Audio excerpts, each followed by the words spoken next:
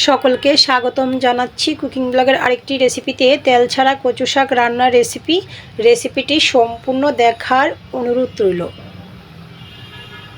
আশ্বিন মাসের শেষ দিনে এইভাবে কচু শাকটা তেল ছাড়া রান্না করে থাকি।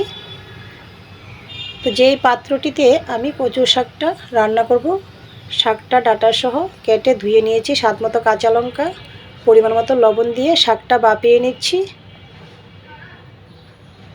তো শাকটা সেদ্ধ হয়ে গিয়েছে। এই পর্যায়ে আমি একটি ডাল ঘুটনি দিয়ে গুটে নিচ্ছি।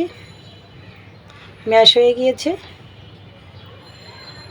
এর পর্যায়ে আমি দিয়ে দিয়েছি পরিমাণ মতো আদা বাটা, পরিমাণ মতো হলুদ গুঁড়া, জিরার গুঁড়া। নাড়াচাড়া করে 3-4 মিনিট পর নামিয়ে নিয়েছি চুলার থেকে। পাত্রটি ক্লিন করে আবারও চুলায় বসিয়ে দিয়েছি।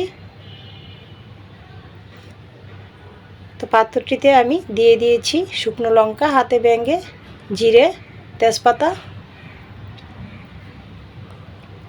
দেখতেই পাচ্ছেন এখানে কোনো ধরনের তেল দেইনি।